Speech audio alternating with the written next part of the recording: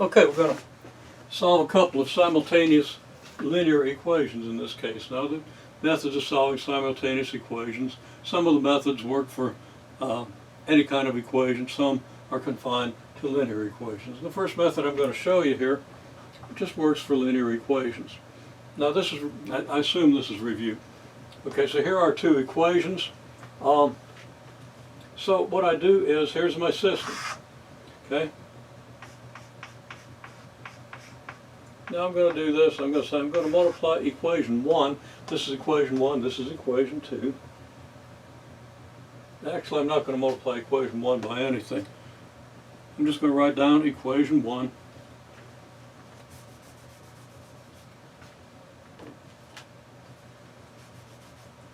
Writing it down before I look at the equations.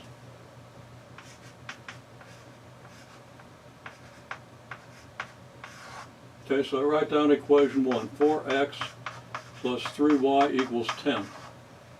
I multiply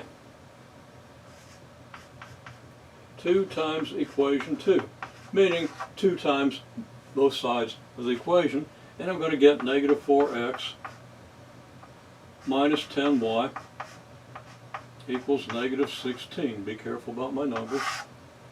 And something's not going to work well here. Negative 2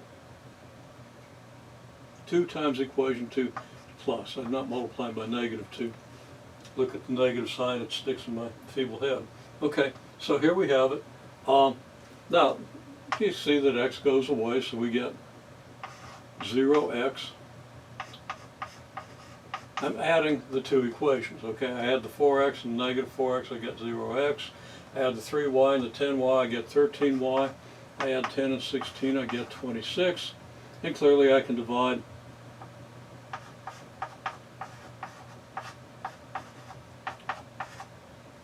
both sides by 13, I get y equals 26 over 13, which is 2. Then I take that value of y and I plug it into either of the two equations. So I'll just plug it in here, and that gives me an equation that I'm going to bring around to here. It's 4x plus 3 times 2 equals 10. So it's 4x plus 6 equals 10. Subtract 6 from both sides, 4x equals 4. Divide both sides by 4, x equals 1. So my solution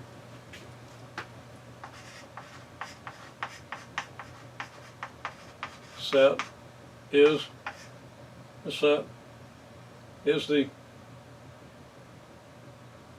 actually I don't want to write this as a set. Well, yeah, I'm going to write it as a set since I said it's a solution set. Consists of the ordered pair 1, 2. Where it's understood the first coordinate is x and the second coordinate is y. Okay?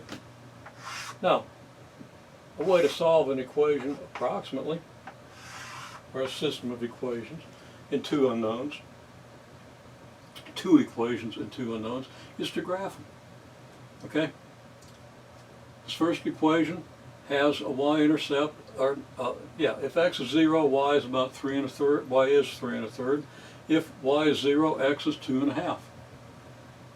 Okay, so the intercepts are 0, 3 1/3, and 2 1/2, 0. So let's see, what are my intercepts going to be there? That's going to go up to 4, so I'm going to need to go up to about 4 here. And my y-intercepts, x-intercepts, sorry, go. That's the x-intercept, that's 4. The y-intercept is 3 1/3, but that's okay. I'm going to go to 4 on both axes. And negative 4 over here. And negative 4 down here. Now, okay, so if I let x equal 0, y is going to equal 10 over 3, which is 3 1/3. So the point 0, 3 1/3 is going to be on this graph, and it's going to be on the y-axis. So if I subdivide things a little bit here, 3 1/3 is about here. So let's see. I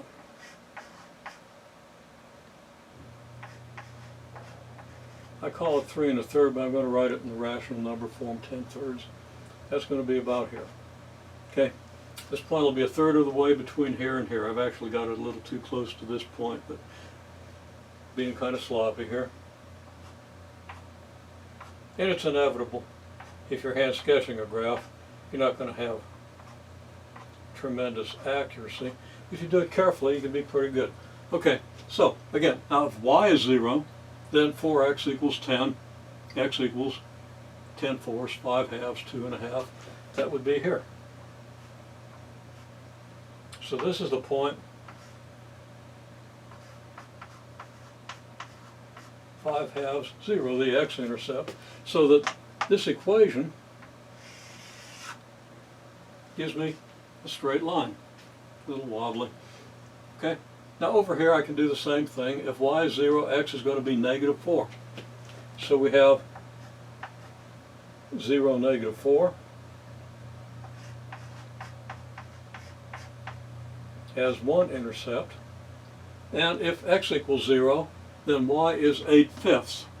Okay, so 8/5, that's like 1.6. It's going to be between 1 and 2, a little closer to 2, so it's going to be about here. So this is going to be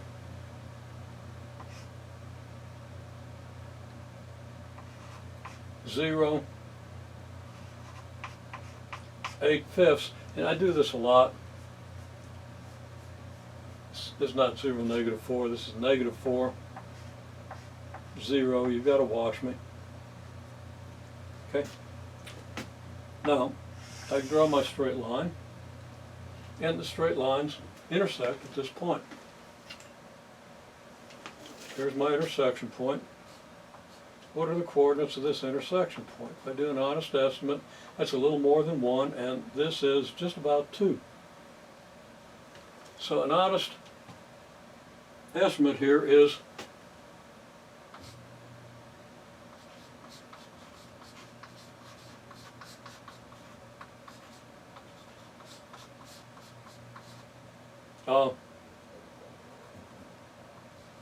1.22,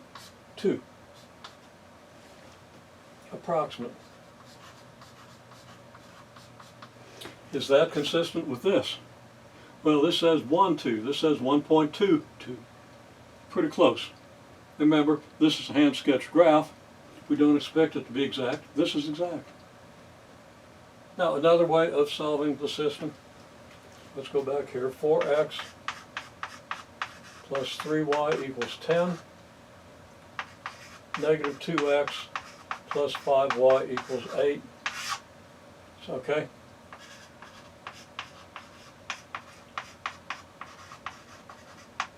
We solve the first equation for y.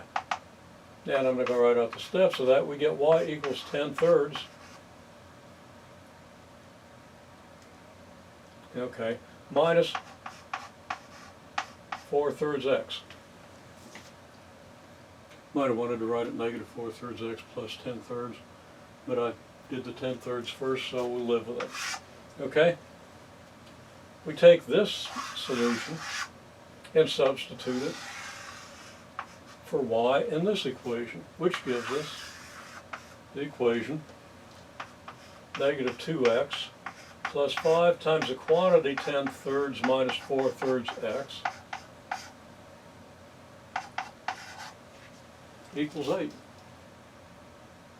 Okay. Well, we simplify a little bit.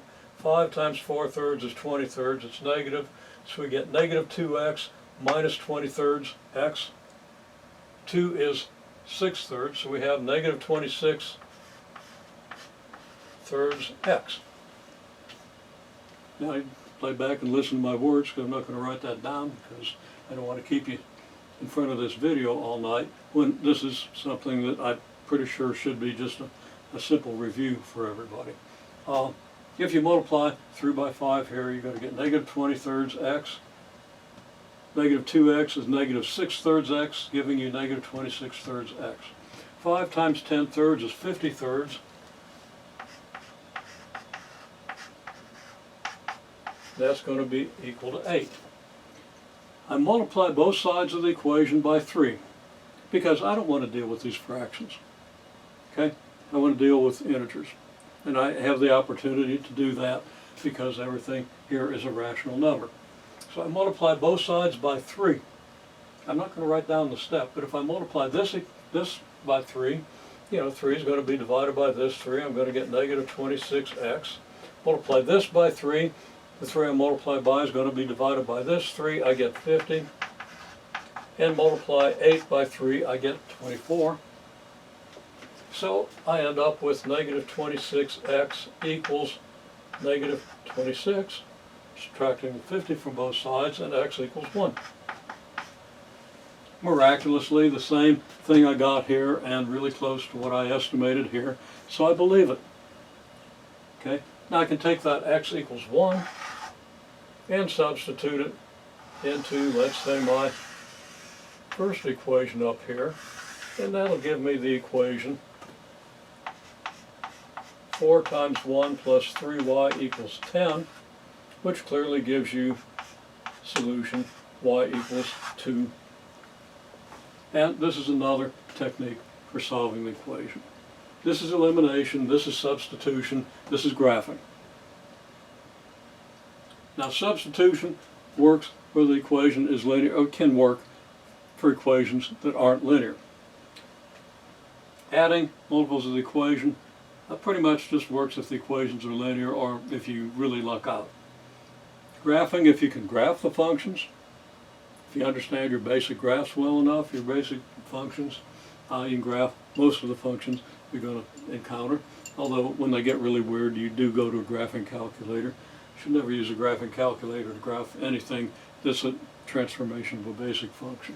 At least until you've sketched it out so that you can then believe the graph that your graphing calculator gives you instead of believing it on faith. Okay, well, anyhow, there we have it.